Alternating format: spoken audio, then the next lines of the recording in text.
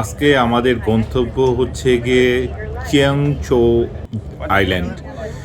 এটা হচ্ছে গিয়ে হংকংয়ের একটা বিখ্যাত পর্যটন কেন্দ্র, একটা সুন্দর একটা দ্বীপ, যেখানে প্রকৃতি এবং একটা নিরিবিলি পরিবেশ বিরাজ করে। তো ওখানে যাওয়ার জন্য আমরা সেন্ট্রালে এসেছি। সেন্ট্রাল থেকে একটা শিপ নিলাম।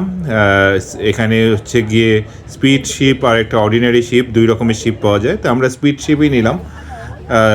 আমরা আসার পরে চেংচংয়ে মানুষজনের তাড়াহুড়া করে সবাই নেমে যাচ্ছে এবং এই পুরা যাত্রার পথটি ছিল হচ্ছে কি 1 ঘন্টার মতো হংকং আইল্যান্ড থেকে।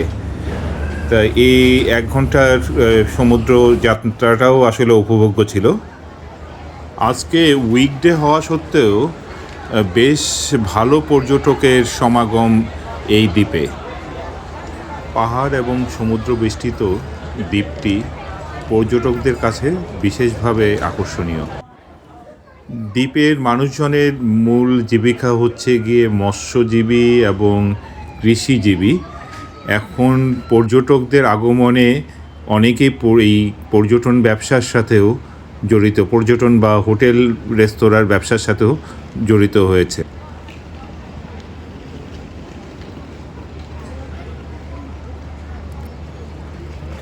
এই আইল্যান্ডটি বিশেষত একটি কার ফ্রি আইল্যান্ড। কোনো পেট্রোল চালিত যানবাহন এখানে চলাচল করে না, অ্যাম্বুলেন্স ব্যতীত। মানুষজন পায়ে হেঁটে ঘুরছে বা সাইকেল ভাড়া করা যায় বা রিক্সা ভাড়া করা যায় এখানে। পর্যটকদের জন্য প্রচুর খাবারের দোকান, রকমারি সব ফলের দোকান এখানে পাওয়া যাচ্ছে।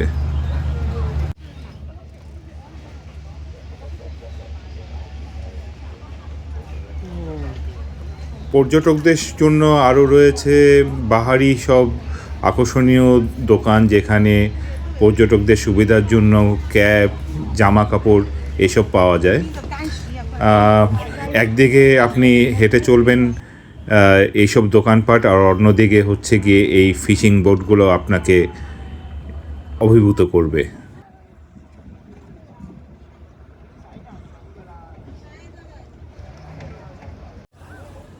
এখানে এই সব ফ্রেশ মাছ এই ফিশিং বোটগুলোর থেকে মৎস্যজীবীরা নিয়ে আসে, শুটকি বানিয়ে বা কাঁচা মাছ কেটে বিক্রি করছে লোকালদের জন্য।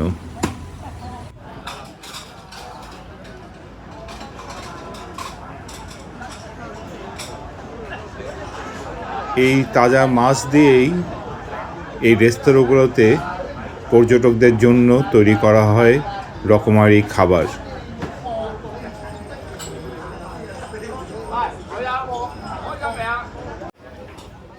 আমরাও আমাদের ভ্রমণের এক অংশে এখানে বসে খাওয়ার ইচ্ছা পোষণ করছি।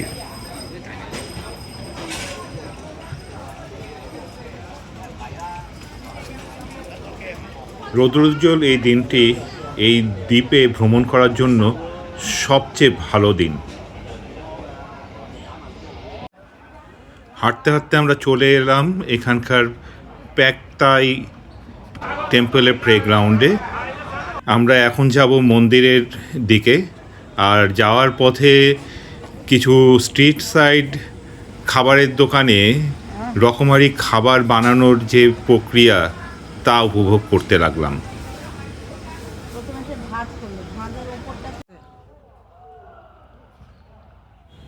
দ্বীপের বাসিন্দাদের থাকার বাড়িঘর, তাদের রাস্তাঘাট, এগুলোও বেশ আকর্ষণীয়ভাবে সাজানো। এখানে জীবনযাত্রা খুবই শান্ত। হংকং সিটির মতো বড় বড় ইমারত এখানে নেই। এখানকার বাড়িঘর দোতলা তিনতলার উপরে হয় না। মানুষজন প্রতিটা বারান্দায় সুন্দর করে ফুলের গাছ, ইভেন আমাদের দেশের মতো কাপড় শুকিয়ে রাখে। গলিগুলো খুবই শান্ত এখানকার। এইসব দেখতে দেখতে আমরা চলে এসেছি প্যাকতাই টেম্পলে। এই প্যাকতাই টেম্পলের ঐতিহাসিক গুরুত্ব অনেক। এই প্যাকতাই টেম্পল তৈরি হয় 1783 সালে। এই দ্বীপে একবার ভয়ানক মহামারী ছড়িয়ে পড়ে এবং স্থানীয় জেলেরা এবং বাসিন্দারা সমুদ্রের দেবতা প্যাকথাইয়ের কাছে প্রার্থনা করা শুরু করেন। পরে পরিস্থিতি স্বাভাবিক হলে এই কৃতজ্ঞতা স্বরূপ এই মন্দিরটি প্যাকথাইয়ের জন্য প্রতিষ্ঠা করা হয়।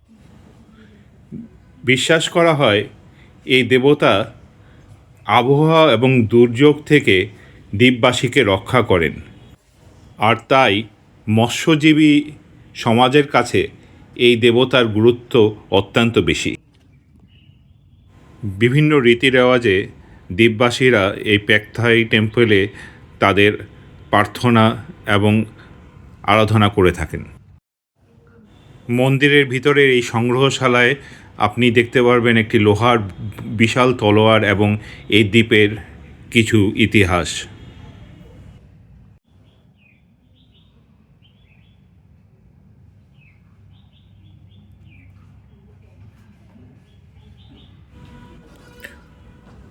টেম্পল থেকে বেরিয়ে আমরা আবার দ্বীপের বিভিন্ন অলিতে গলিতে ঘুরে বেড়ানো শুরু করলাম।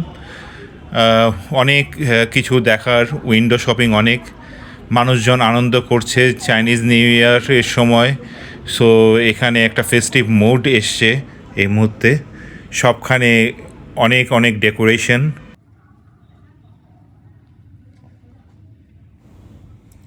চীনের বিভিন্ন ঐতিহাসিক বা ঐতিহ্যবাহী জিনিসপত্র দিয়ে সবগুলো বাসা, হোটেল সাজানো।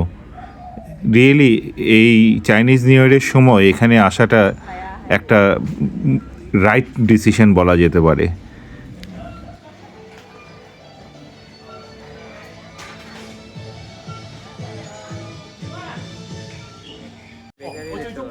চলার পথে চোখে পড়ল একটি বেকারি, যেখানে ফ্রেশ টার্ট এবং বেশ কিছু বেকারি আইটেম বানানো হচ্ছে। আমরাও এখান থেকে কিছু ফ্রেশ বেকড টার্ট অর্ডার করলাম, এবং এত গরম টার্ট আসলে কখনো খাওয়া হয়নি, এবং এই গরম টার্টের স্বাদটাই ছিল ডিফারেন্ট।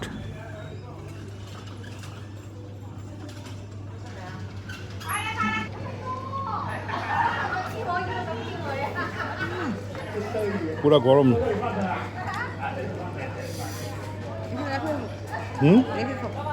না আমি ধরছি। কেমন স্বাদ, কেমন?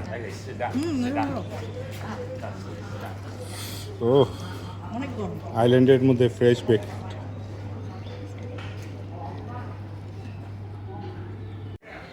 টার্ট খাওয়া শেষ করে আমরা চলে এসেছি টাংওয়ান বিচে। চলতে চলতে মনে হলো যেন আমরা গ্রিসে চলে এসেছি। সব সাদা বিল্ডিং, সামনে সমুদ্র, নীল আকাশ, এক অসাধারণ অসাধারণ দৃশ্য।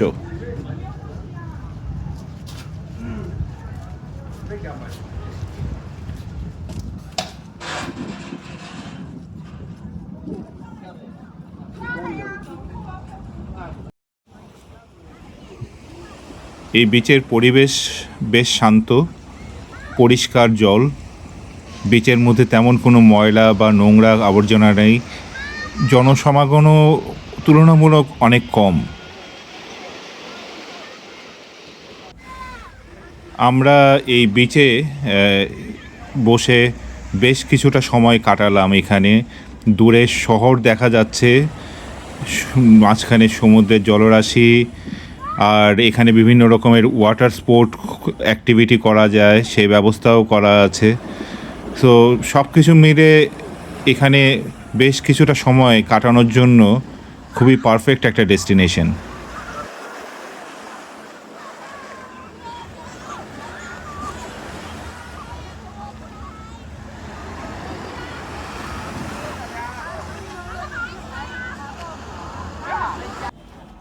বিচে সময় কাটানোর পরে আমরা এবার ফিরে যাচ্ছি বিচের যে রেস্তোরাঁগুলো ওই দিকে। উদ্দেশ্য আমরা ওখানে গিয়ে কিছু খাওয়া দাওয়া করব। তবে এই বিচের শান্ত পরিবেশ সত্যি আমাকে খুবই মুগ্ধ করেছে।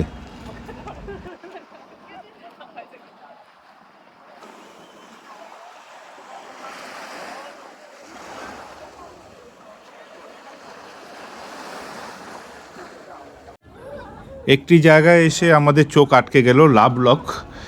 এখানে এটা হচ্ছে কি অনেকটা প্যারিস বা ইউরোপের বিভিন্ন জায়গাতে যেরকম ব্রিজ বা বিভিন্ন নিদর্শনে লাভ লক লাগানো হয়, সেরকমভাবে এই জায়গাটাতেও এখানকার স্থানীয়রা বা পর্যটকরা লাভ লক লাগায় তাদের ভালোবাসার নিদর্শন স্বরূপ। আর এই ভালোবাসাকে সাথে নিয়েই আজকের মতো আমরা আমাদের এই দ্বীপ ভ্রমণটি শেষ করব।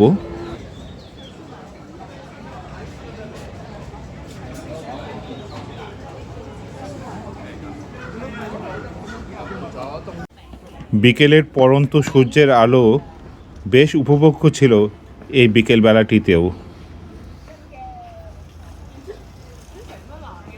আমরা আমাদের চুং চাও আইল্যান্ডের আজকের যে ট্যুর সেটা এইভাবেই শেষ করলাম। সারাদিন ভালোই কাটলো এখানে। আর এটা হচ্ছে গিয়ে ফিশিং ভিলেজ, যেখান থেকে আমরা আমাদের যে শিপ, ওই যে শিপে আমরা চলে যাব হংকং আইল্যান্ডে। তো ধন্যবাদ আপনাদের সবাইকে সাথে থাকার জন্য। টাটা।